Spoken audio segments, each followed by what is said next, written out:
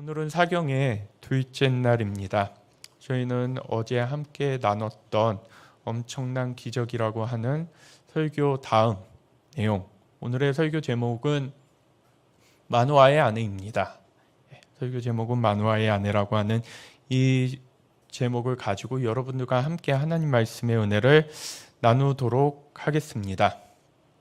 어제 설교의 제목 가운데서 엄청난 시작이라고 하는 것은 삼손은 그 누구보다도 특별하게 하나님의 은혜와 사랑을 받으면서 하나님의 영이 임하고 하나님의 복을 받으면서 그 누구보다도 큰 기대감을 가지고 태어난 자였다는 것을 알 수 있었습니다. 그래서 저희는 어제 설교 가운데에서 엄청난 시작이라고 하는 제목 가지고 여러분들과 함께 은혜를 나눴습니다. 그 가운데에서 삼손의 그러한 시작이라고 하는 것은 참으로 의미 있고 특별했지만 우리가 다 아시다시피 삼손의 끝이라고 하는 것은 그 엄청난 시작과 비교해서 너무나도 한없이 초라하고 부끄럽고 안타까운 결말을 맞이하게 되는 것을 여러분들께서도 다 아실 것입니다. 삼손이라고 하는 그 이름이 히브리어로 심손이라고 이렇게 얘기를 하는데요. 그 심손의 뜻이 뭐냐면은 작은 태양, 태양의 빛, 광채를 의미하는 말입니다. 그러니까 삼손은 그의 이름 자체에서부터 이미 하나님의 빛을 비추고 태양의 빛으로서 민족의 어두운 운명을 밝혀줄 수 있는 자로 하나님께 특별히 태중에서부터 택함 받았던 자가 바로 삼손이었습니다. 이런 엄청난 탄생을 앞에 두고 더욱이 이 삼손이 나올 수 있는 그럴 만한 상황이 아니라 오랫동안 아이를 갖지 못해서 아이를 갖는 것에 있어서 어려운 부부 가운데에서 태어난 자가 삼손이었다고 했을 때 하나님이 그를 향하신 말씀과 그가 태어난 모든 환경과 조건이라고 하는 것 또한 그가 인생 가운데서 자라고 성장하면서 사사의 자리에 올라서 그 삶을 살아가는 그 전체적 삶을 들여다보았을 때 하나님의 특별한 기대와 소망이 그 가운데 있었음을 생각해 볼 수 있습니다. 그런데 특별한 은혜를 받았다고 해서 믿음도 특별한 믿음을 갖는 게 아니었습니다. 우리는 흔히 내가 하나님께 큰 은혜를 받으면은 자연스럽게 큰 믿음을 가질 것이라고 생각을 합니다. 큰 은혜 이꼬르 큰 믿음. 그래서 은혜만 받으면은 우리의 믿음이 완성되는 줄 알고 있습니다. 그런데 삼손에게 있어서 이스라엘을 구원할 민족이라고 지도자라고 이야기하기 전에 있어서 하나님이 삼손의 어머니에게 말해준 것은 바로 나실인으로서 구별된 삶을 살아야 한다는 것을 계속해서 오늘 13장에서는 약 2번에 걸쳐서 한 번도 아니라 2번에 걸쳐서 알려줬습니다. 이러한 이야기를 듣고서 단순히 독주를 안 먹고 머리를 자르지 않고 그 다음에 부정한 음식을 먹지 않고 선한 것을 지키는 삶을 넘어서서 하나님께 바쳐진 자로서 하나님의 부르심과 그 사명에 헌신된 자로서 살아야 했던 삼손은 그 삶 가운데에서 하나님을 중심으로 두고 하나님과 함께 동행하며 자신에게 주어진 시간과 인생을 살아내지 못했습니다. 특별한 은혜는 받았지만 하나님에 대한 중심을 자연스럽게 갖추는 것이 아니었습니다. 아니 어떻게 그렇게 큰 은혜를 받았는데 하나님을 중심으로 두지 않을 수 있어 라는 생각을 하실지 모르겠지만 그것이 바로 우리의 죄성이자 우리가 하나님 앞에 가지고 있는 그릇된 모습이라고 말씀드릴 수 있을 것 같습니다. 하나님 앞에서 준비가 되면 하나님께서는 알아서 쓰실 것이고 알아서 인도하실 것이고 알아서 힘 주실 것이고 알아서 복 주실 것이고 알아서 함께 하실 것이다. 그래서 5절에 우리가 어제 읽었던 것처럼 네가 먼저 이스라엘 백성의 지도자가 된다는 것을 말씀하신 것이 아니라 나실인의 조건을 먼저 말씀하셨던 것입니다. 하나님을 중심으로 두고 하나님을 바라보며 그 하나님을 부여잡았을 때 나오는 삶의 모습과 기준과 가치관과 세계관과 관점을 가지고 살아간다면은 누가 책임지신다는 것입니까? 하나님은 하나님의 약속대로 삼손을 책임지신다는 것입니다. 하나님께서 인도하시고 그에게 있어서 자연스럽게 동행함이 끊이지 않았을 것입니다. 그 자체가 복이었습니다. 나실인이 된다는 것, 하나님을 바라보며 중심을 가진다고 하는 것은 부담과 의무가 아니라 그게 바로 복이었습니다. 그 안에는 감히 상상하지도 못할 놀라운 하나님의 동행하심과 하나님의 은혜와 그 신비가 담겨져 있었음에도 불구하고 우리는 늘 복받는 비결이라고 하는 것을 다른 데서 찾으려고 합니다. 나실인이 되는 것이 복이었다라고 한다면요, 우리 언어로 바꾸면요, 그리스도인이 되는 것, 자칭 그리스도인이 아니라 남들이 나를 봤을 때 비아냥대는 예수쟁이라고 이야기할지 몰라도 그 예수쟁이 앞에서 저 사람은 정말로 예수님을 중심으로 살아라고 하는 그 타칭으로서의 그리스도인이 우리가 된다면은 복받는 비결은 따로 있는 게 아니라 그냥 따라오는 것이죠. 그 안에서 자연스럽게 형성되고 만들어지고 주어지고 누리고 그것을 가지고 살아갈 수 있는 삶이 우리 가운데 펼쳐지게 됩니다. 물론 그 복이라고 하는 것은 세상적 가치에 기반한 복이 아니라 하나님적 기준과 하나님이 제시한 그 기준 안에서의 복이라고 이야기할 수 있는 것이고요. 그 가운데에서 삼손에게 있어서 나실인이 된다고 하는 것은 의무와 부담이 아니었던 것처럼 하나님의 말씀을 기억하면서 살아라. 그 말씀을 붙잡고 살아라. 하나님이 원하시는 참 그리스도인이 되어라라고 하는 것은 누구를 위해서 하는 일이 아니라는 것입니다. 이미 그 안에 하나님이 우리에게 주시고자 하는 모든 인생의 진리와 신비와 은혜와 사랑과 복이 담겨져 있음에도 불구하고 우리는 늘 부담을 먼저 생각했고 의무를 생각했고 짐으로 생각했기에 복받는 비결과 그리스도인이 되는 비결을 따로 분리시켜서 받아들였습니다. 그런데 성경 어디에서도 그리스도인이 되는 것과 복받는 비결이 따로 있다라고 이야기하지 않습니다. 그리고 그 그리스도인이 된다라고 하는 의미는 교회에 약간의 헌금을 하고 주일 예배에 빠지지 않고 잘 나오는 차원이 아니라 바로 사도행전 11장 26절에 나와 있던 것처럼 그리스도의 진리와 복음의 내용을 보고 듣고 배우며 살아가는 삶이 축적되었을 때 비로소 그리스도인이라고 할 수 있는 자들이 나타나게 되는 것이죠. 그리스도께 속한 것, 그리스도를 따르는 제자들, 그리스도를, 예수님을 나의 주님, 나의 구주, 나의 중심이라 고백하며 붙잡고 나아가는 사람들을 가리켜서 바로 그리스도인이라고 이야기했다는 것을 우리는 지난 시간 말씀을 통해서 확인했습니다. 더 이상 나실인이 되는 것에 있어서 우리가 생각하지 않을 수는 있어도 그리스도인이 되는 것에 있어서는 생각하지 않을 수가 없습니다. 그리스도인이 되는 것은 선택사항이 아니라 우리로 하여금 반드시, 그런데 그 그리스도인이 되는 첫 번째 전제 조건은 하나님이 나의 주인이시라는 것입니다.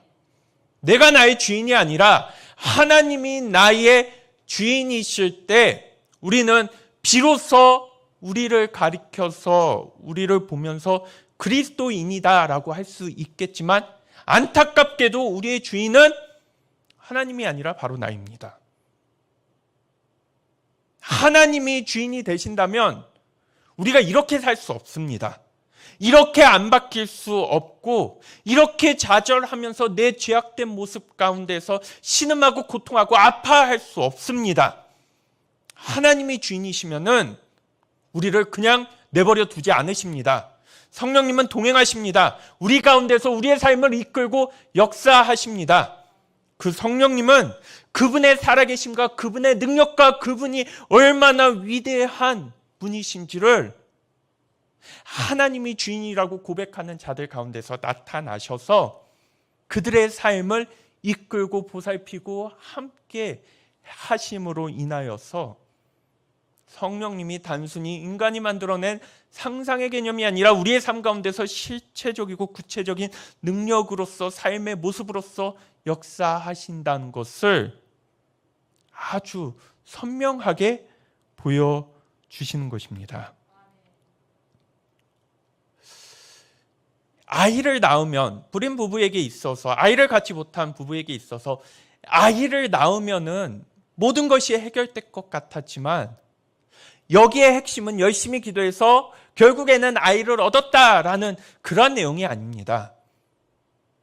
아이가 태어나느냐의 문제보다도 더 중요한 것은 그 태어난 아이를 어떻게 기를 것인가에 대한 준비가 되어 있는가.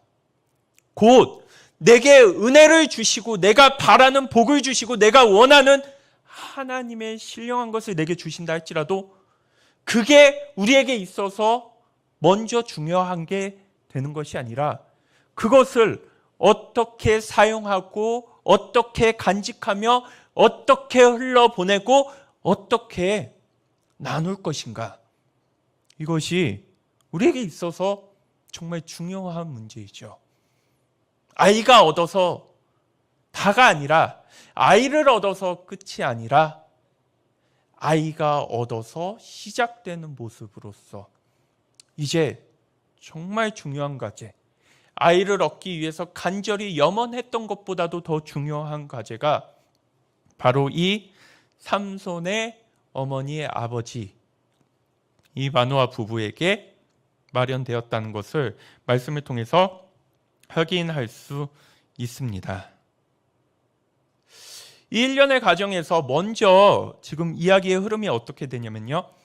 하나님의 사자가 먼저 마노아의 아내 곧 삼손의 어머니에게 먼저 나타납니다. 그래서 어제 말씀드린 내용들에 대한 나시린의 규정과 삼손이 어떠한 인물인지에 대해서 이야기를 해주고 사라졌는데 안타깝게도 마노아는 그 순간 가운데서 함께 하지 못했습니다.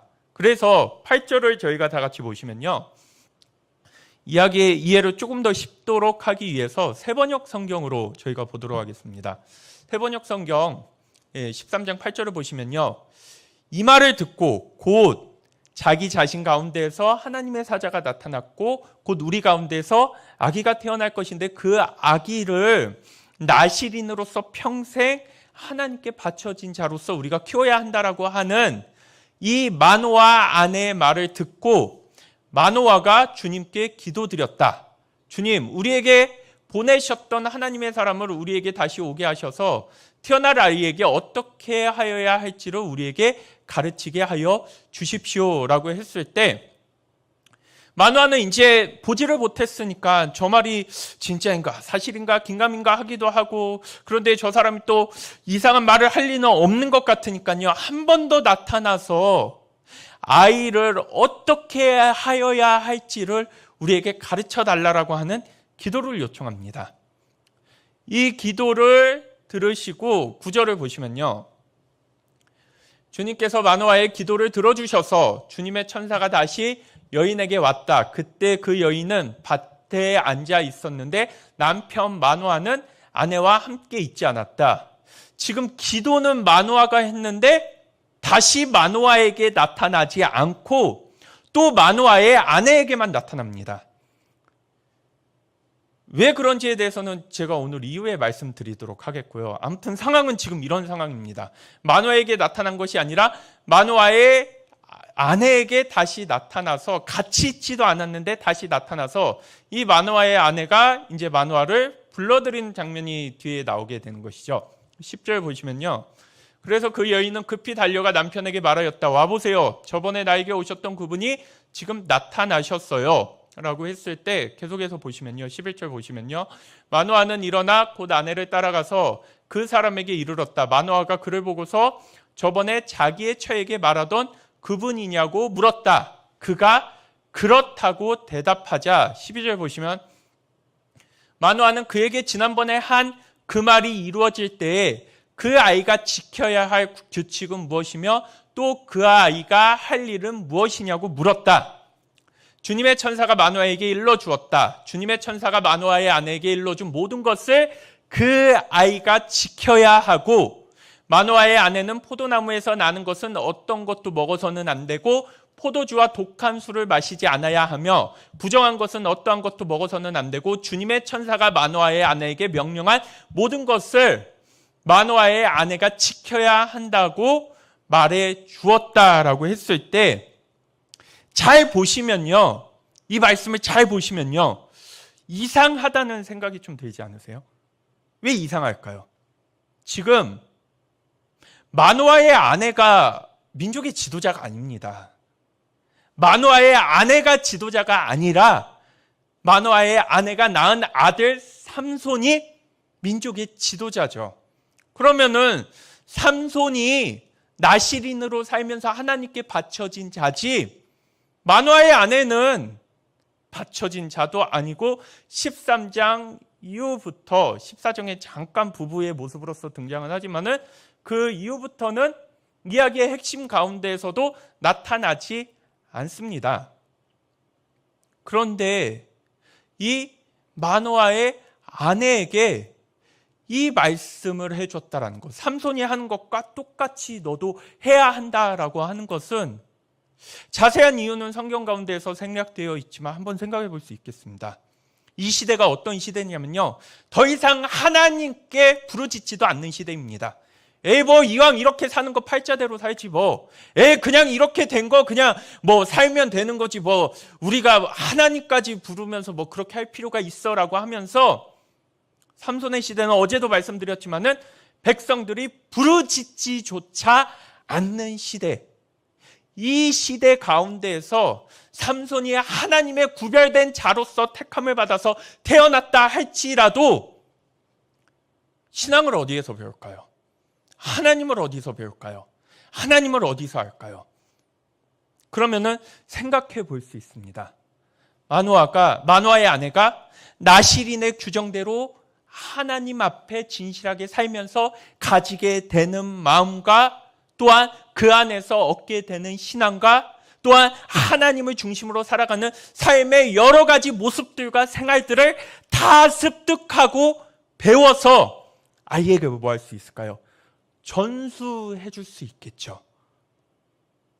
혼탁한 시대 가운데서 이 삼손에게 누가 신앙을 가르쳐주고 맡겨주는 것조차도 어려웠었던 이 시기 가운데에서 삼손에게 하나님의 뜻이 하나님의 계획이 온전히 이루어지도록 하기 위해서는 먼저 마노아의 아내부터 나실인으로 사는 그 삶의 모습을 통해서 하나님을 믿는 게 무엇이고 하나님을 중심으로 살아가는 게 무엇이고 하나님께 나아가는 게 무엇인지를 아주 세세히 터득한 다음에 삼손에게 전해줘야 하는 책임이 있었기에 그러니까 이게 우리가 흔히 생각하는 것처럼 임산부는 술 마시면 안 돼, 독주는 안 돼, 그러면 기형아가 나타나 이런 차원 되게 많이 주무시네요. 여기 오신 분들 가운데서 되게 많이 주무시는데 지금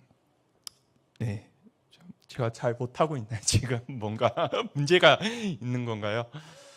네, 이게 여기 계신 분들은 다른 분들 오고 싶으신데 여러분들께 양보해서 이 자리 가운데 계시기 때문에 만약 주무시거나 컨디션이 영 안 좋으시다라고 하시면은 다른 분들에 대한 목까지 책임감을 가지시면서 좀 이렇게 신경을 써주시면서 여기에 앉아 계시는 소수의 인원들께서 규정상, 거리두기 규정상 허용된 인원들, 이분들께서 잘 이렇게 예배 드리는 가정 가운데 우리가 함께 참여해야 이 선하고 좋은 기운들, 하나님의 말씀이 방송을 통해서도 온전하게 전해진다라고 하는 책임감을 좀 가지시면서 저희가 함께 말씀을 듣고 하나님에 대해서 잡고 나아갔으면 하는 말씀을 드려봅니다.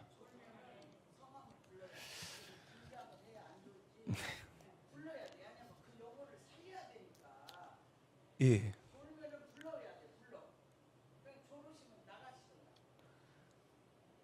자, 그래서 여기에서 이야기하고 있는 것은 단순히 너 나실이냐, 하나님께 택함 받았어, 너는 독주 같은 거 먹으면 안 돼, 이런 식의 신앙의 전수와 가르침이라고 하는 것은 애시당초에 성립이 되지 않았던 것이죠. 삼손을 나실인으로서 하나님께 바쳐진 자로서 하나님의 자녀로서 키우고 양육하고 그가 함께 살기 위해서는 누구도요? 바로 그 어머니도 이 같은 상황 가운데서 더욱이 또한 생각해 보시기를 바랍니다. 아이가 많은 집에서 삼손이 태어난 게 아니라 아이가 없던 집에서 삼손이 태어나서 하나님의 택하심과 하나님의 은혜 가운데서 삼손이 그러한 자라는 것을 알게 되었을 때 마노아의 아내는 대충 키웠을까요? 야, 너 나실인이라고 하던다. 그러니까는 뭐 이렇게 하라고 하니까는 그런 거 하지 마. 뭐 안 해도 돼. 하면 안 돼. 이런 식으로 이야기하지 않았겠죠. 온갖 정성과 마음과 관심과 사랑을 삼손에게 쏟아주면서 그들 가운데서 태어났던 진정한 생명의 가치와 하나님이 보내주신 의미를 위해서 얼마나 애쓰고 힘쓰고 노력했을지에 대해서 생각해 볼 수 있습니다. 세상이 그만큼 어둡고 캄캄하고 그냥 너 나실이냐, 그러니까 하나님 잘 믿어야 돼, 하나님 뜻대로 살아야 돼 라고 하는 차원으로는 신앙의 교육 전수 자체가 아예 이루어지지 않았기 때문에 이 마노아의 아내에게 하나님께서는 너도 나실인의 규정을 삼손과 같이 삼손에게 2번 말씀하셨다라고 했죠. 마찬가지로 이 삼손의 어머니에게도 2번이나 나실인의 규정을 말씀해 주시면서 이 어머니가 자녀를 키울 때 단순히 말로 키우는 게 아니라 부모의 권위로 키우는 게 아니라 자신의 삶을 보여주면서 키우는 것을 하나님께서는 명령하셨다는 것을 이 가운데서 볼 수 있게 됩니다. 저는 이 말씀을 준비하면서 이 상황이 이해가 되더라고요. 왜 이해가 되냐면요, 목회자로서 살아가는 동안에 힘들고 어려운 부분이 있고 여러 가지 마음의 부침이 있을 때 저는 이제 저희 어머니하고 이렇게 얘기를 합니다. 여기에서는 어머니라고 하는 단어가 적합할 것 같아서 어머니를 쓴다고 했을 때요, 어머니랑 이렇게 얘기를 하면요, 어머니께서 말씀하십니다. 야, 목회가 그런 건 줄 몰랐냐라고 하면서 나 때는 더 힘들었다, 나 때는 조롱과 무시수치 더 당했다, 나는 뭐 목회를 한다라고 하면 이루 말할 수 없는 눈물로 왔다라고 했을 때 제가 숙연해지더라고요. 숙연해지면서 너무 엄살 피우는 거 아닌가, 너무 이렇게 좀 내가 너무 나약한 거 아닌가라고 하면서 그러한 얘기를 들었을 때 잔소리로 들리는 게 아니라 먼저 하나님의 주의 종의 길을 가시면서 그 길을 몸으로 부딪히면서 사시는 분의 삶의 이야기야, 목회의 이야기야, 그 다음에 그 안에서 만났던 하나님의 이야기를 들었을 때 나때라고 이야기하는 잔소리처럼 들리는 게 아니라요, 저에게 있어서는 다시 마음을 가다듬고 하나님을 바라보면서 마치 하나님이 저를 위해서 보내주신 사자와 같은 그러한 느낌을 아무리 제 친어머니다 할지라도 받게 됩니다.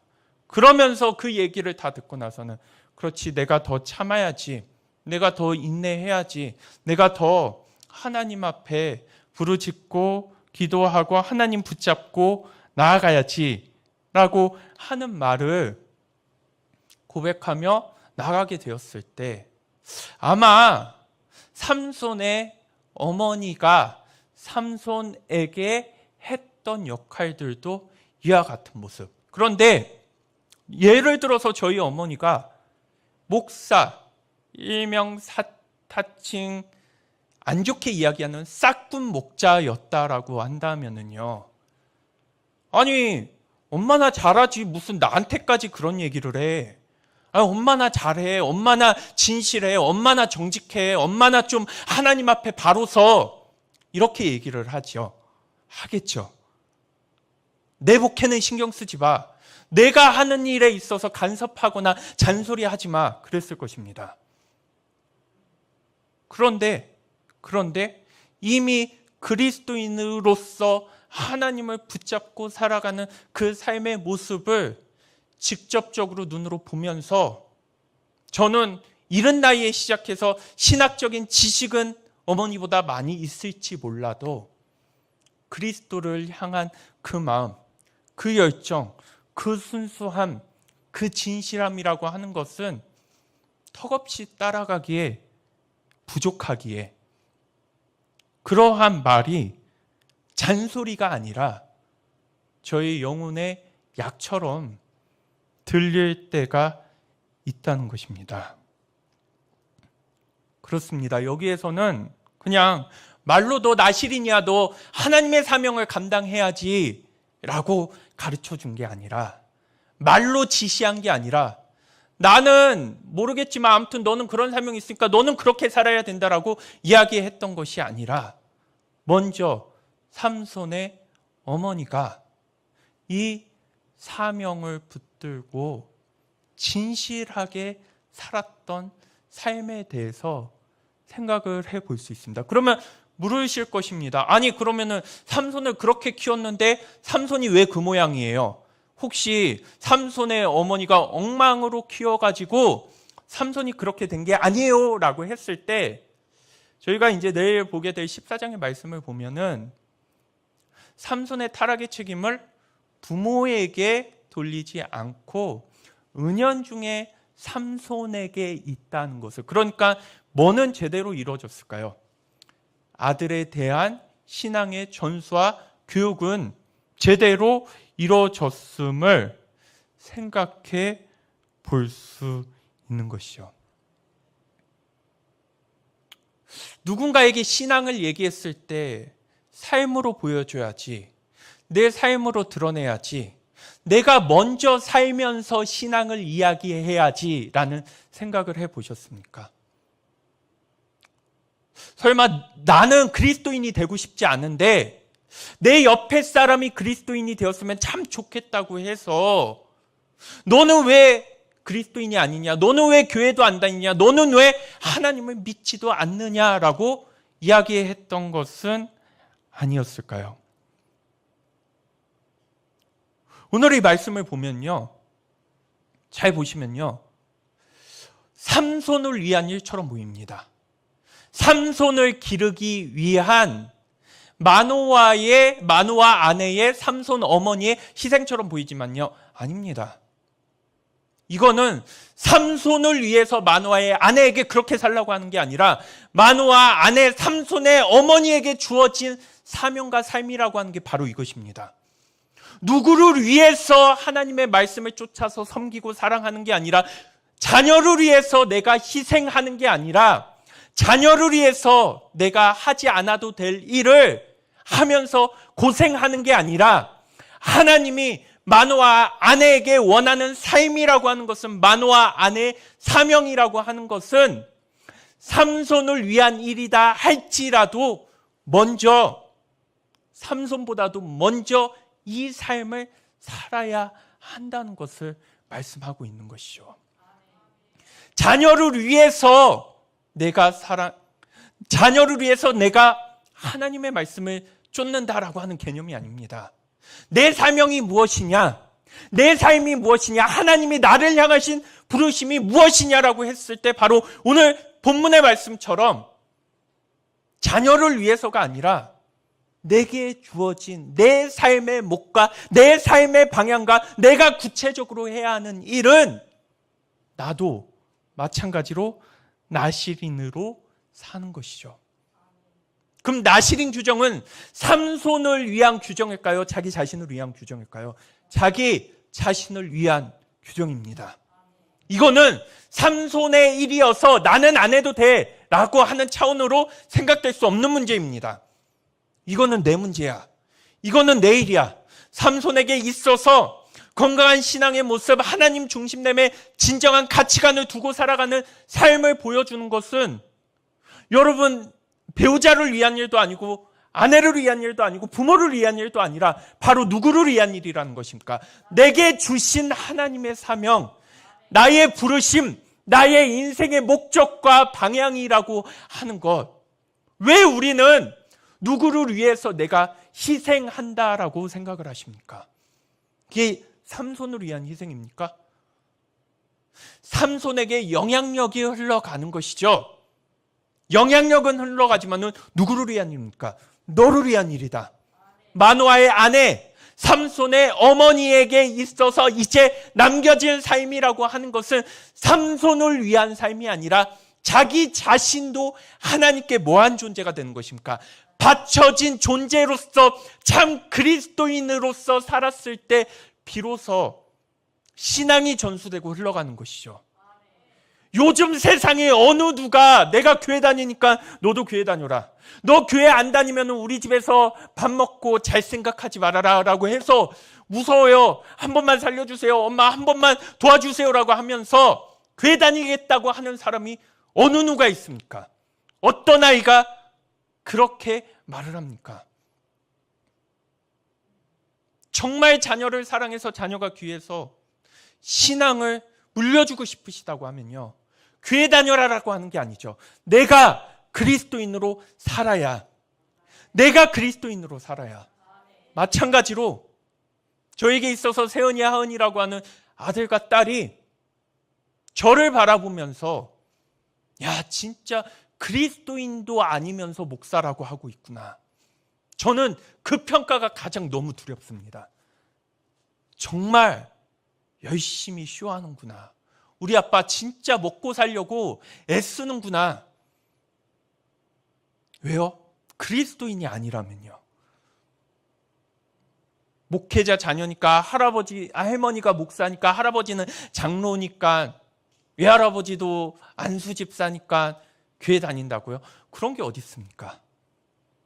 그게 어떻게 세은이의 하나님을 향한 자발적 신앙과 믿음과 마음을 보장해 준다는 것이죠. 저에게도 왕도가 없습니다. 별 길이 없습니다. 제가 그리스도인으로서, 목회자로서 흠은 있지만 진실되게 살아가려고 하는 삶의 모습이 없다면 그리스도인의 삶이 무슨 매력이 있어 보이겠습니까?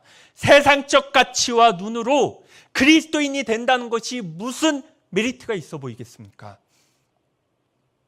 그런데 그 일을 자식을 위해서 한다는 생각을 하지 마시고, 내일이죠.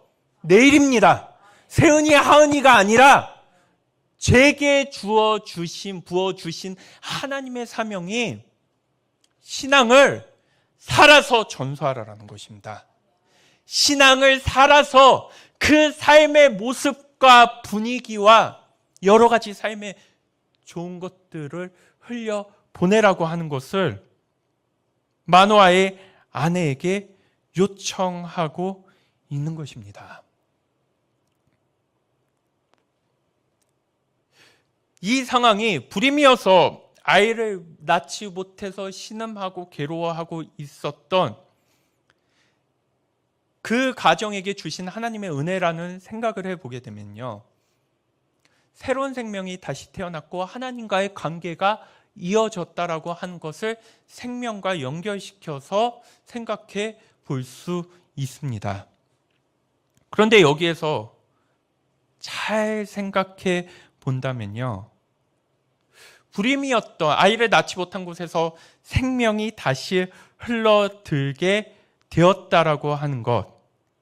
이 의미라고 하는 것은 곧 이제 하나님의 생명이 이 가정 가운데서 흘러 들어가면서 이들로 하여금 이전과는 변화된 삶을 향해 나아가는 모습을 선사하게 되었다라는 것입니다.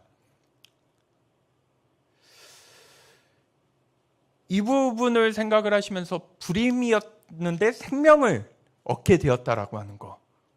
그러면 우리도 마찬가지로 영적으로 내 상태가 불임과 같은 생명을 더 이상 잉태할 수 없는 불모지와 같은 땅일 수 있습니다.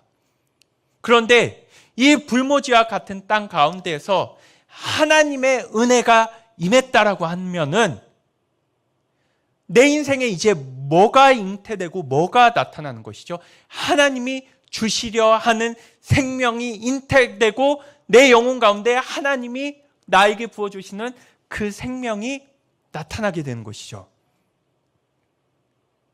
그런데 우리에게 나에게 하나님께서 주신 생명이 있습니까? 하나님만이 주실 수 있는 하나님이 귀하고 값지게 여기시는 생명. 이 생명이 있는 사람을 가리켜서 누구라고 얘기하냐면요, 구원받았다라고 이야기하는 자입니다. 삼손을 통해서 이스라엘 민족을 구원하시려고 했던 것처럼 우리가 하나님께 부여받은 생명이 있다면 지금과 같이 살 수 있을까요? 거듭나지 않을 수 있을까요? 우리 인생 가운데서 그 생명의 결과와 열매를 맺지 않을 수 있을까요? 그럴 수 없다는 것입니다. 왜 열매가 없냐라고 했을 때 가장 먼저 하나님의 생명은 있을까요? 열매 없음의 문제를 생각하기 전에 있어서 하나님께서 말씀하시는 생명이라고 하는 게, 그 생명력이라고 하는 게 내 삶과 내 가운데 있어서 내가 주인 되어서 영적으로 불모지에다가 아무런 소망과 희망도 없었던 삶하고 비교했을 때 나는 달라졌다라고 이야기할 수 있는 삶 가운데 지금 머물러 있는지. 그러면은 만약 내 가운데에서 구원의 삶의 증거와 변화된 삶의 모습이 나타나지 않는다라고 하면요, 지금 나는 하나님 앞에서도 곤란한 상황 가운데서 부르짖지 못한 채 더 이상 생명에 대한 그 어떤 소망도 가지지 못하고 있는 영적인 불임의 자리에 머물러 있는 것은 아닌지 생각해 볼 수 있어야 하는 것이죠. 그럼 교회에 생명력이 있다는 것은 무엇입니까? 저 교회 살아있네, 저 교회 생명이 있네 라고 하는 것은 무엇일까요? 그 안에서 하나님이 주신 생명력으로 인해서 자기 자아가 주인 되는 삶이 아니라 하나님이 주인 되시는 삶의 여러 가지 모습들이 균형 잡히고 건강하게 나타나는 사람들의 모습들과 삶을 가리켜서 저 교회에 뭐 한다는 것입니까? 생명력 있다라고 얘기하는 것이죠. 다른 어떤 교회의 모습이 아니라 구원받았다라고 하는 삶의 모습과 구체적 삶의 증거들이 가득 차서 한 주를 지나고서 서로 만났을 때 한 주 동안 하나님 은혜 가운데서 어떻게 하면은 세상과 구별될 수 있는 그리스도인으로 잘 살아왔는지에 대해서 서로가 나누고 격려하고 도전을 받고 위로를 얻고 용기를 얻으면서 그렇게 하나님과 가까워지고 서로가 사랑의 띠로 더욱더 연결되는 지체와 공동체를 가리켜서 생명력 있는 교회라고 얘기할 수 있는 것이죠. 그러면 우리 응답교회는 지금 그 생명력을 유지하고 간직하면서 그 생명력이 온전하고 충만하게 발현되는 자리 가운데 서 있는 것입니까? 내 가정에는 생명력이라고 하는 것. 이 생명이 없는 상태를 가리켜서 풍성한 삶의 기초에서는 고깃덩어리라고 얘기하더라고요. 그런데 참 신기한 게 뭐냐면요, 고깃덩어리는 부패하고 썩습니다. 그런데 살아서 움직이는 사람의 시체도 마찬가지죠. 생명을 잃어버리는 그 순간부터 부패가 시작된다고 합니다. 숨이 끊어지는, 영혼이 떠나가는 그 순간부터 부패가 시작된다고 하면요, 우리 가운데서 하나님이 주신 생명력으로 우리 삶이 차 있다면 내가 주인 되어서 살았던 삶 가운데 머물 수가 없는 것이죠. 그럼 내 삶은 생명력의 찬란함을 발휘하는 삶입니까? 아니면은 시쳇말로 고깃덩어리가 돼서 지금 썩어가고 있는 삶입니까? 오늘 이 본문의 말씀 가운데에서는 생명을 주시기 위한 의미로서 하나님과의 건강한 관계가 이어지는 게 생명이고, 그 건강한 관계 가운데서 세상을 나시린으로서 하나님 중심으로서 그리스도인으로서 구별된 삶을 살 수 있는 것을 생명이라고 이야기하고 있다면요, 이 사경에는 그 생명력을 회복해야죠. 나로 하여금 고깃덩어리가 돼서 생명력을 잃고 부패하는 인생이 아니라 활동하고 움직이고 붙들림 받고 성령의 인도하심을 받아서 내가 살아있는 것이 더 낫다라고 이야기할 수 있는 삶의 아름다움, 족적과 모습들을 우리가 만들어내고 나타내야 한다는 것을 이 본문의 말씀을 통해서 생각해 볼 수 있습니다. 이 말씀을 보면서 그러면 나는 지금 어머니가 믿지 않고 아버지도 믿지 않고 내가 초대 믿음인데요, 어떻게 해야 되냐라고 했을 때, 삼손의 시대에 삼손의 상황 가운데 있어서는 그가 처한 어려운 상황의 여건을 생각해 보면은 도저히 삼손 혼자서 극복할 수 없는 것이기에 미리 삼손이 태어나기도 전에 미리 하나님이 예비해 가셔서 준비해 주셨다라고 한다면요, 우리가 먼저 믿는 부모님이 안 계신다라고 해서 좌절하실 필요 없고요, 그럼 나는 더 못하겠네라고 하는 것이 아니라 하나님은 우리를 도우실 수 있는 방법을 여러 다른 사람들을 통해서도 동시에 역사하고 계신다는 것을 생각해 볼 수 있게 되는 것입니다. 이러한 말씀들을 저희가 생각을 해보면서 마노아의 아내에게 이렇게 다시 일러주는 이 말씀을 기억하면서 15절부터 읽어보도록 하겠습니다. 그러자 마노아가 주님의 천사에게 새끼 염소 한 마리를 잡아 대접할 터이니 잠시 기다려달라고 하였다. 그래서 16절 보시면요, 그러나 주님의 천사는 마노아에게 기다리라면 기다릴 수는 있으나 음식은 먹지 않겠다고 하면서 마노아가 번제를 준비한다면 그것은 마땅히 주님께 드려야 할 것이라고 말하였다. 마노아는 그가 주님의 천사라는 것을 전혀 알지 못했다. 자, 지금 상황이 조금 이상합니다. 왜 이상하냐면요, 마노아의 아내는 전에 왔던 하나님의 사자가 나 찾아왔으니까는 빨리 당신도 와보세요라고 얘기를 했고, 지금 이 여호와의 사자에게 던지는 질문은 마노아가 기도하면서 하나님께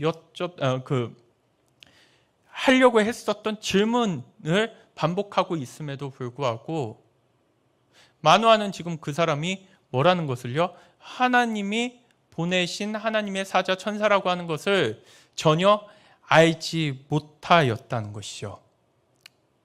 그럼 오늘 설교의 제목이 마노아의 아내죠. 마노아가 아닙니다.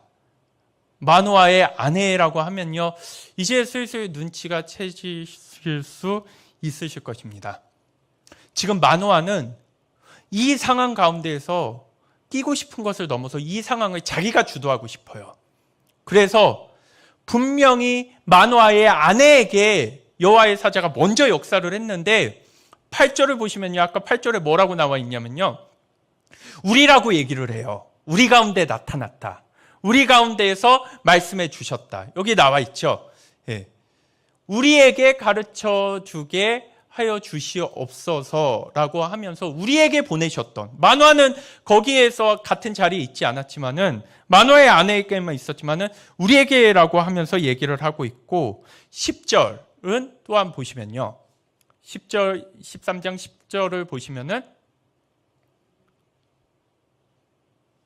그래서 그 여인은 급히 달려가 남편에게 말하였다. 와보세요, 저번에 나에게 오셨던 그분이 지금 나타났다라고 하면서 이 일련의 상황들이 지금 계속해서 하나님의 주도 아래서 이루어지고 있다는 것을 모를래야 모를 수 없을 만큼 계속해서 언급하면서 알려주지만은, 마노아는 이 상황 가운데 섞이면서 자기가 가장이니까요, 특히나 여기에서 가부장적 사회에서는 가장을 빼놓고는 그 어느 누구도 이야기할 수 없는 이 상황 가운데에서 이러한 마노아의 마음과 의도와는 반대로 마노아는 16절, 저희가 13장 16절을 읽어봤던 그 내용을 보면요, 천사라는 걸 전혀 모른다라는 것이죠.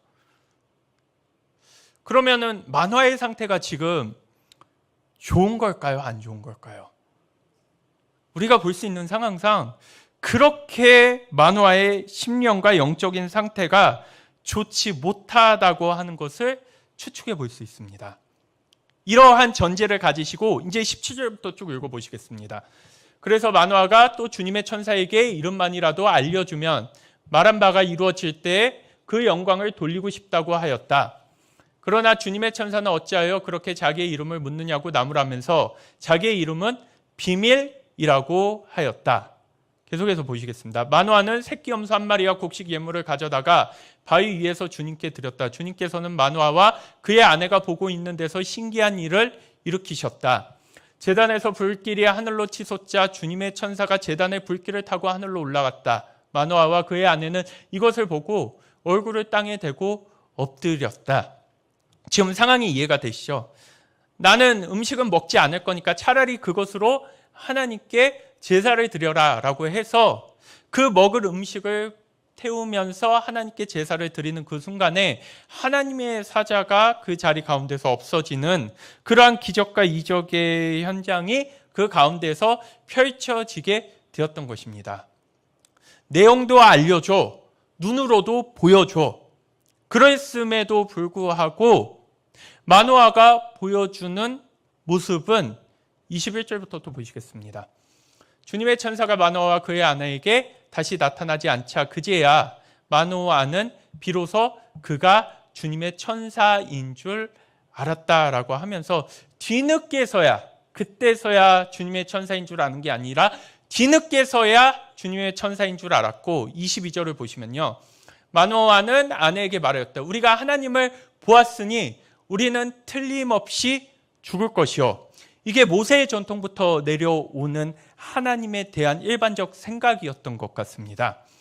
모세로 하여금 하나님의 얼굴을 보려고 했을 때 가까이 오지 말고 얼굴을 들여다보지 말라라고 하면서 네가 얼굴을 보면 죽게 된다라고 했었던 그 말씀을 생각해 보면요, 마노아가 지금 우리가 봤던 분이 하나님이 보내신 하나님의 천사구나라고 하는 것을 알게 되는 순간에 그러한 하나님에 대해서 이렇게 들었던 이야기들과 신앙들에 대한 어떤 속설들과 통념들을 듣게 되면서 이러한 얘기를 하는 것이요, 우리가 하나님을 보았으니 우리는 틀림없이 죽을 것이요 라고 얘기를 했는데, 마노아의 아내가 23절에서 어떠한 말씀을 들려주냐면은, 그러자 그의 아내가 그에게 말하였다. 만일 주님께서 우리를 죽이려 하셨다면 우리의 손에서 번제물과 곡식 예물을 받지 않으셨을 것이며 또 우리에게 이런 모든 일을 보이거나 이런 말씀을 하지도 않으셨을 것입니다.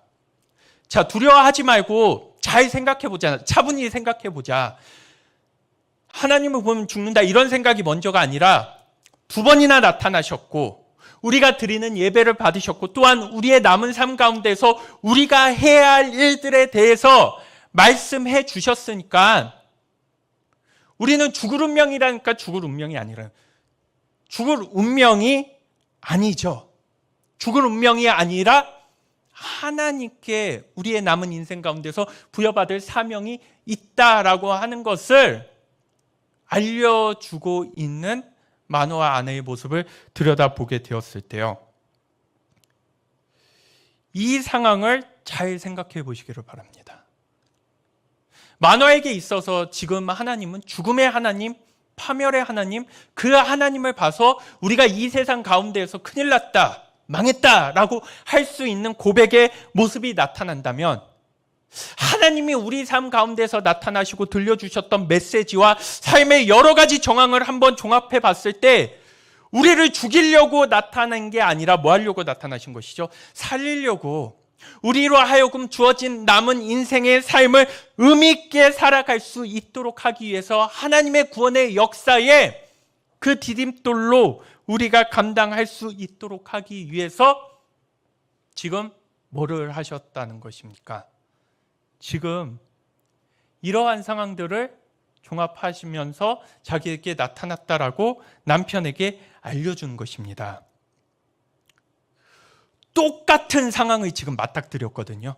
단지 차이는 한 번 더 하나님의 사자를 봤다는 것뿐이지 마노아와 마노아의 아내는 똑같은 일을 겪고 들여다보고 체험했음에도 불구하고 반응이 지금 어떤가요?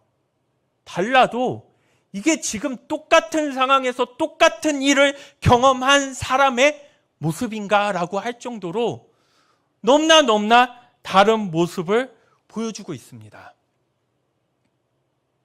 그런데 재밌는 건 뭐냐면요, 마노아가 한 말이 틀린 말은 아니거든요. 진짜 있었잖아요. 모세에게서도 하나님께서 그렇게 말씀하셨고, 하나님은 거룩하니 죄인인 우리가 하나님을 직접 보게 됐을 때 죽는다라고 하는 그 신앙의 개념이 틀린 개념은 아니거든요. 그런데 마노아의 생각은 굳어졌다라는 것이죠. 상황도 파악하지 못하고 맥락도 이해하지 못한 채 통념적으로 그냥 사람들이 그렇다라고 하는 그러한 신앙의 일반적 지식으로 하나님을 보려고 하니, 하나님의 메시지를 들으려고 하니 하나님 앞에 서도 알아듣지를 못합니다. 하나님이 그 자리에 계셨는지도 알지 못합니다.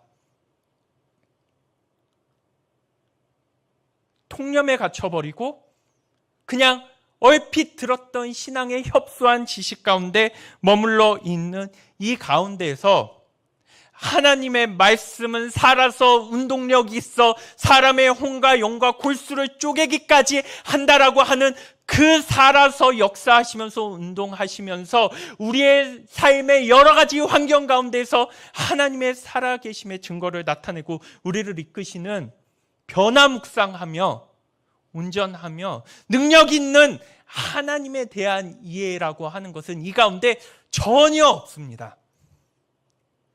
완전히 뭐죠? 우리 교회 열심히 다니지 않아도 이런 말 할 수 있죠. 하나님은 사랑이십니다. 하나님은 은혜가 넘치십니다. 하나님은 참 좋으신 분이십니다. 어쩌다 한번 교회에 나와도 그 말을 이해 못하는 사람 없을 것이며 그 말을 하기에 거리끼는 사람들도 얼마 없을 것입니다. 쉽게 말하면은 마노아의 신앙은 딱 이 정도의 신앙이라는 것입니다.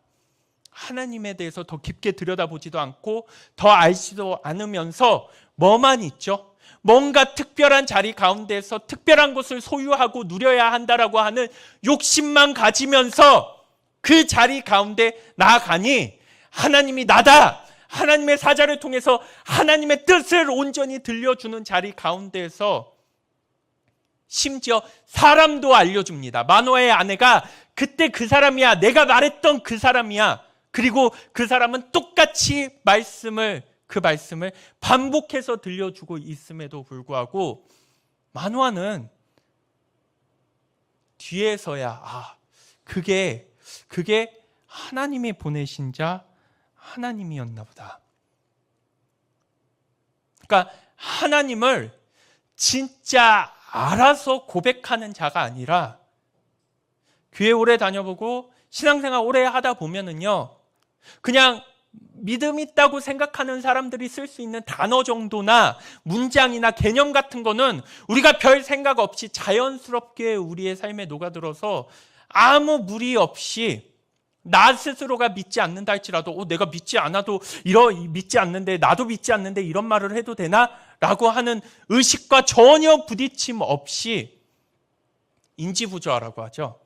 내가 인지하고 있는 것과 전혀 부조화를 이루고 있는 내용들을 얘기하고 있어도 전혀 문제 삼지 않는다라는 것이죠. 하나님이 나타나셔서 구원과 살리는 말씀을 전해주시는데 그 말씀을 듣고 와, 나 죽었다. 와, 나 끝났다. 와, 나는 더 소망이 없다. 지금 뭡니까?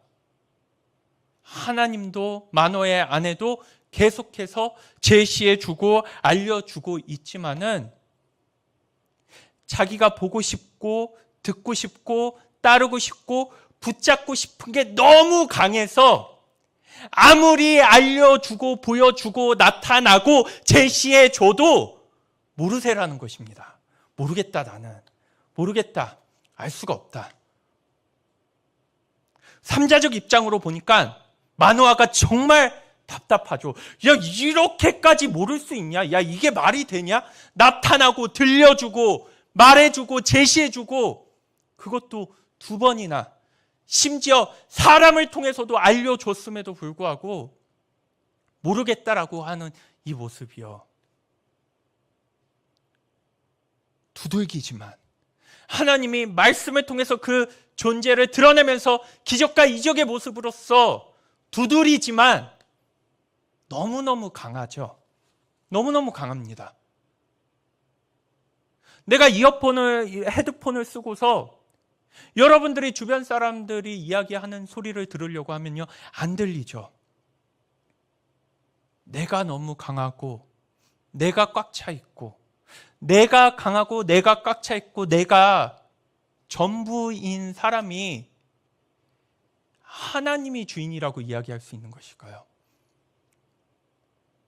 지금 우리의 신앙은, 저와 여러분의 신앙은 어디에 있는 것일까요? 그러니까 마노아의 고백과 마노아의 하나님에 대한 이해는 화석화되어 있는 것입니다. 생명력이 없죠. 흔적은 있어요. 뭔가 흔적은 있고 들은 것도 있고 아는 것도 있는 것 같은데 화석화되어서 죽어 있어서 생명력 있게 반응하지 못하는 모습을 보여주고 있지만은 마노아의 아내는 잘 보시기를 바랍니다. 전통 교리와 그냥 흔하게 들었던 하나님의 개념이 아니라 자, 지금 상황을 보자. 그리고 하나님이 역사하시고 들려주셨던 메시지를 다 종합해 보자. 그러고 나니까 무슨 생각이 드는 것이죠? 아, 이거는 죽으라는 메시지가 아니다.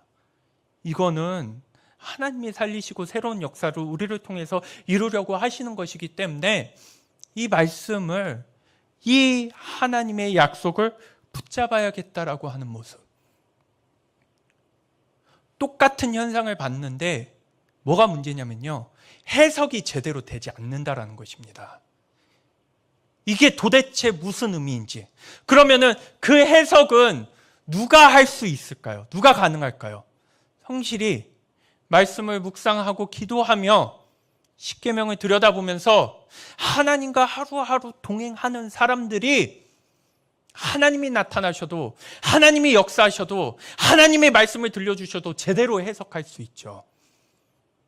지금 상황이 뭡니까? 없음의 문제가 아닙니다. 나타나지 않음의 문제가 아닙니다. 역사하지 않음의 문제가 아니라 역사했음에도 불구하고 전혀 찾지를 못합니다. 찾지를 못합니다. 찾아낼 수가 없습니다.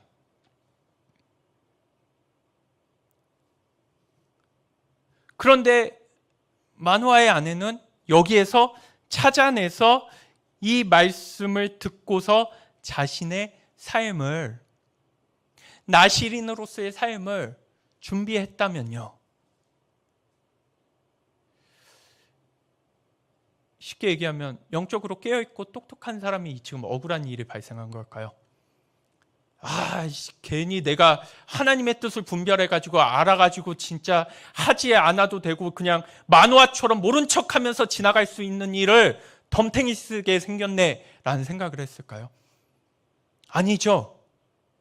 마노아의 아내가 하나님의 말씀을 듣고 나시린의 삶을 삼손에게 보여주고 흘려보냈다라고 하면 그것은 하나님을 알고 이해하고 받아들이고 함께 동행하는 사람만이 누릴 수 있는 특권인 것이죠. 그런데 여러분들, 주님께서 여러분들이 예수님을 믿기 때문에 네가 참아라, 네가 사랑해라, 네가 무릎 꿇어라, 네가 이해해라, 네가 받아들여라 라고 하는 것을 특권으로 생각해 보신 적 있으십니까? 특권이 아니죠. 왜 나만 또 그러라고 하는 거예요? 왜 나한테만 이렇게 무리하게 시키는 거예요? 왜 나에게만? 그러면 지금 마노아에게 시키겠습니까? 지금 죽었다라고 얘기하면서 내 인생 끝났어, 내 인생 소망이 없어라고 하면서 하나님이 들려주신 말씀 같은 거는 전혀 듣지도 못하고 벌벌 떨면서 두려워하고 있는 이 마노아에게 나시린의 삶을 얘기하겠습니까? 삼손에 대한 양육을 얘기하겠습니까? 아무것도 못하는 것이죠. 아무것도 못합니다.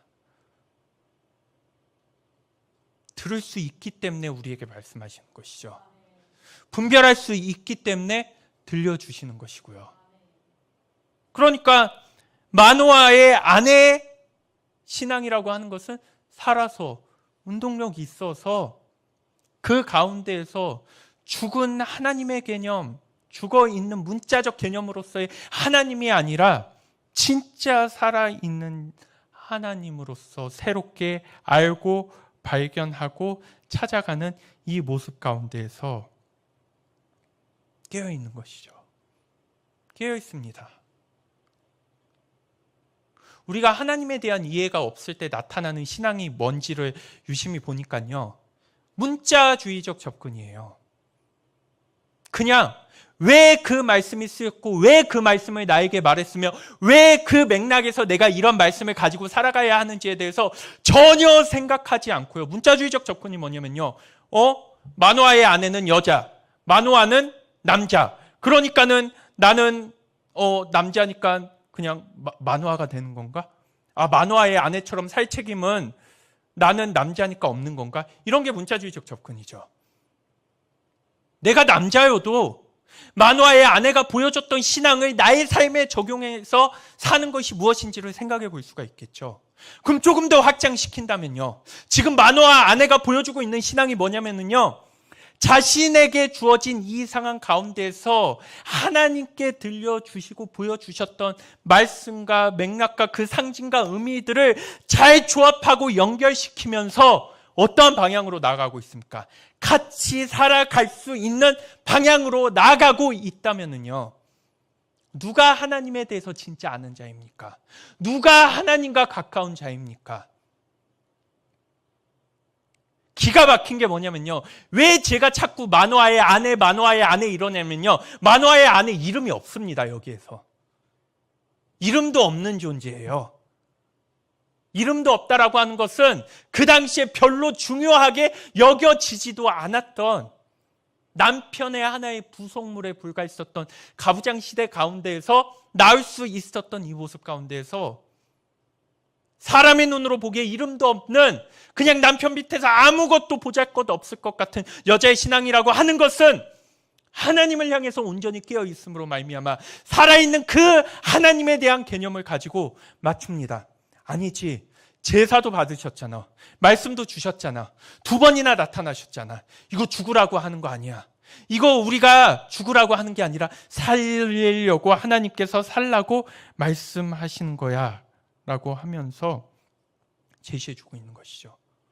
마노아가요, 틀린 소리를 한 게 아니라 맞습니다. 마노아가 한 말 맞습니다. 하나님을 보면 죽으니까요. 근데 문제는 뭐죠? 맥락과 상황에 전혀 적합하지 않다라는 것입니다. 왜 맥락과 상황에 적합하지 않는 하나님의 개념을 가지고 죽었다라고 얘기하는 것일까요? 그것은 하나님에 대해서 깊게 알려고 하는 노력이 전혀 형성되지 않았었던 이스라엘 백성의 모습으로도 생각해 볼 수 있는 것이죠. 마노아 아내의 신앙처럼 하나님의 말씀을 읽고 그 말씀의 의미를 내가 발견하고 그 원리를 끄집어내서 내가 살아가는 삶과 내 주변의 관계들 가운데서 적용하는 것이 쉬울까요? 어려울까요? 쉬운지 어려운지 말씀드리기 전에 있어서 한 번에 되지는 않습니다. 완전히 선명하게 하나님에 대해서 나와 있는 이 성경책을 보고서도 하나님을 찾지 못하는데 우리가 우리 인생 가운데에서 하나님을 찾고 하나님에 대해서 얘기하고 하나님에 대해서 말하고 있다라고 하는 것은요, 만화처럼 상황과 맥락에 전혀 적합하지도 않고 하나님이 의도하신 바가 아닌 것을 나 스스로가 믿고 붙잡고 이 영광된 자리 가운데서 살았다라고 이야기할 수 있는 자리 가운데서 도리어 난 죽었다. 왜 난 죽었을까요? 하나님을 모르니까 죽었죠.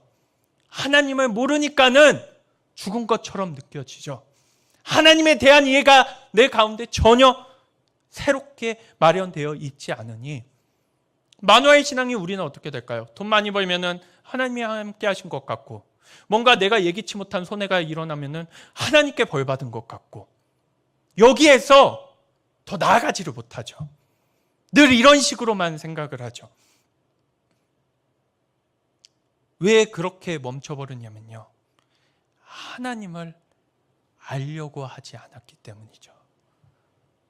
아무리 말씀을 드려도 아무리 외쳐도 성경에 대해서 진지하게 고민하지 않는다는 것입니다. 진짜 이렇게 내가 내 생각과 내 기준과 내 연륜과 내 판단과 내 경험으로만 하나님을 믿어도 되는 건가? 기가 막히게 오늘 말씀 가운데에서 보여주고 말해주고 표현하고 나타나고 옆 사람을 통해서 들려줘도 전혀 하나님을 알았다라고 하는 모습이 이 가운데 나타나지 않는 것입니다.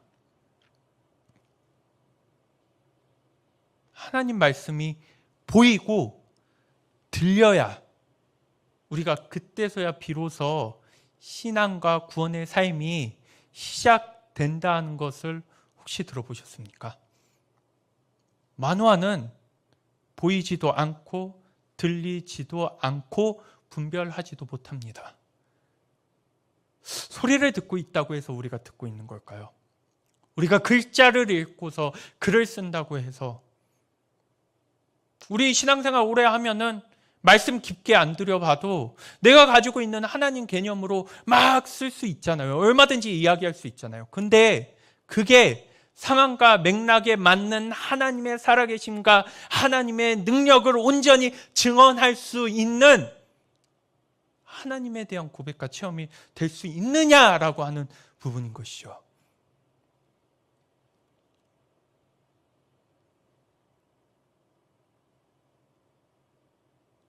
살아있는 신앙이라고 하는 것, 우리가 이 말씀의 적용과 맥락에서 주일 설교 때 말씀드렸죠. 예수님은 살해 받으라고 했습니다. 그런데 바울은 지금 내 상황에서 예수님의 진리와 삶의 방향과 십자가의 정신과 부활을 온전히 이뤄내기 위해서는 내가 안 받는 게 복음을 전하는 데 있어서 더 유익하겠다라고 하면서, 그러면은 그 바울을 보면서 너는 어찌 돼가지고 내 명령도 지키지 않고 내 말씀도 따르지 않냐라고 생각하는 것은 문자주의적으로서만 접근하는 것이죠. 야, 네가 내 의도를 아는구나. 네가 내 뜻을 아는구나. 내 방향을 잡고서 그 문자를 넘어서 살아계신 하나님의 그 뜻을 그 이상의 능력으로 전해주는 바울의 모습을 보면서 하나님은 틀렸다라고 얘기할까요? 과연 우리의 다양하게 펼쳐지는 삶 가운데에서 성경을 읽으면서 직접적으로 대입할 수 있는 말씀의 구절들이 얼마나 있을까요? 그러면은 성경의 정신을 가지고 우리의 삶을 들여다보고 풀어내고 오늘 본문에 나와 있는 것처럼 해석을 제대로 하기 위해서는 내게 익숙하고 안락하고 편안하고 하고 싶은 대로 거했던 신앙 가운데서 벗어나서 하나님의 말씀으로 들어가고 그 말씀을 가지고 그 원리를 끄집어내서 내 삶에 적용하면서 생각하고, 그것이 나 혼자 어려울 때는 공동체와 함께 나누면서 인도하심과 도우심을 받으면서 내가 그 신앙의 원리를 가지고 살아간다라고 했을 때 우리의 영이 살고 말씀을 통해서 우리의 신앙이 살고 우리가 하나님을 제대로 아는 것이라고 말씀드릴 수 있는 것이죠. 보는 것도 똑같고 듣는 것도 똑같고 그 다음에 들은 것도 똑같고 비슷한 모습을 보여줬음에도 불구하고 이렇게까지 다르게 볼 수 있을까? 이렇게까지 다른 모습으로 나아갈 수 있을까? 우리로 하여금 신앙의 역사와 구원의 삶을 새롭게 시작하는 사람들의 환경이라고 하는 것을 저희가 들여다보면요, 언급되는 분들을 보면요, 환경적으로 유복하고 괜찮고 뭔가 유익하고 풍요로운 그러하신 분들이 아닙니다. 진짜 누가 봐도 저희 교회 안에서 여러 마음고생과 삶의 처지와 여러 가지 형편을 봤을 때 진짜 어려우신 분들이 도리어 구원의 능력을 살아내고 구원을 증언하면서 나 생명력 있는 삶이에요, 나 하나님이 주시는 생명으로 살아요, 나 하나님의 인도하심 가운데서 새롭게 살아요 라고 하는 모습이 만들어지는데, 더 많이 가졌고 더 풍요롭게 가졌고 똑같은 메시지와 똑같이 신앙생활 하면서 하나님을 믿는다고 하지만은 왜 더 불행하고 어려운 길을 가고 있는 것일까요? 오늘 마노아와 마노아의 아내의 이 모습을 통해서 한번 생각해 볼 수 있겠습니다. 자, 그럼 오늘 말씀을 정리하면서요, 이 마노아의 아내가 상황을 잘 풀어내면서 정리하셨던 모습을 생각해 보시면요, 우리로 하여금 이번 사경에는 왜 하나님이 열어주신 것일까요? 왜 하나님이 우리로 하여금 사경회를 하게 하셨을까요? 나로 하여금 심각한 좌절과 절망에 처하면서 이제는 모든 것을 포기하고 체념하고 내려놓으라는 의미로서 사경회를 열어주신 것일까요? 그러면 우리는 아직도 하나님이 어떠한 분이신지 모르고 마노아와 같은 신앙으로 하나님의 인도하심을 보는 것이죠. 그런데 상황을 보고 맥락을 보고 내 형편을 보고 내 처지를 봤을 때, 아, 이번 사경에는 나를 살리시려고 하시는 거구나, 나를 건져내시려고 하시는 것이구나. 야, 삼손 이야기를 하니까 내 처지가 삼손인가 보다, 이거 문자주의적 접근이죠. 진짜 하나님 앞에서의 바른 접근, 깨어있는 접근은 무엇일까요? 삼손의 처지에서 삼손같이 살겠다는 사람들에게 하나님의 말씀을 들려줄 필요가 없죠. 그 가운데에서도 돌이키고 내게 남겨진 삶에 대한 최선을 찾아가면서 그것이 비록 고되고 힘들다 할지라도 내 남겨진 삶의 의미와 소중함을 회복하도록 하기 위해서 부르셨다라는 생각은 혹시 해보셨습니까? 지금 상황에서 자기 연민과 후회와 자책하는 시간도 아깝습니다, 여러분들. 삼손 이야기까지 우리가 또 이르렀을 때 정말 우리에게는 이제 많은 시간이 없을 수 있습니다. 최후의 삼손의 그 결말에 대해서도 여러분들 두 가지로 들여다볼 수 있어요. 그거를 이제 마지막 날에 말씀드릴 테니까요. 그것을 생각해 보면서, 아닙니다. 지금 우리는 이 말씀을 통해서 내게 남겨진 것이 별 볼 일 없어 보여도 그 별 볼 일 없는 것에서 최선을 살아내야 하나님과 함께 동행하는 삶의 의미가 회복되는 것이고 하나님의 구원의 삶이 무엇인지를 느낄 수 있다는 것입니다. 하나님은 아직 기다리십니다.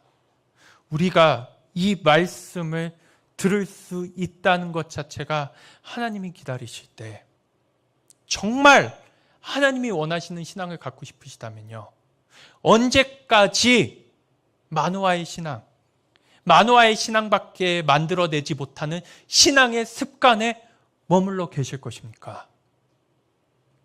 이제는 그 자리를 일어나서 똑같은 것을 봐도 만화의 아내처럼 이야기하면서 내게 주신 삶의 의미를 발견하는 것. 삼손의 이야기에서 영웅은 나타나지 않습니다.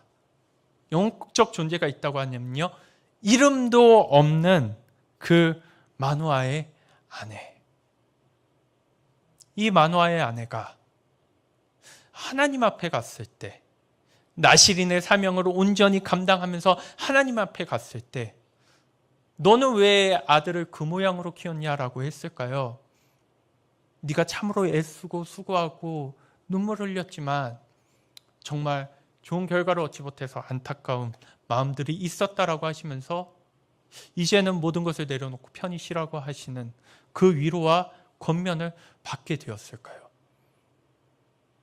내게 주어진 삶을 살아가는 것.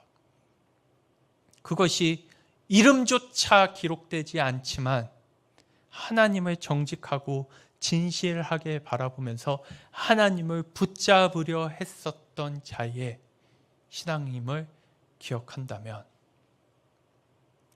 우리가 만화의 아내와 같은 자리 가운데 설 수 있는 건강한 신앙의 습관과 그 자리로 나아갈 수 있으셨으면 좋겠습니다. 이번 사경회를 통해서 마노아에 머물러 있었던 우리의 신앙이 마노아 아내의 신앙 자리까지 나아갈 수 있도록, 하나님을 봤을 때 이제는 그 하나님을 건강하고 온전하고 살아계시는 생명의 성령의 영으로서 우리가 바라보면서 그 하나님의 손을 잡고 우리에게 주어진 삶을 멋지고 의미 있고 가치 있고 보람 있게 살아낼 수 있는 여러분들의 삶이 될 수 있으시기를 주님의 이름으로 축원드리겠습니다.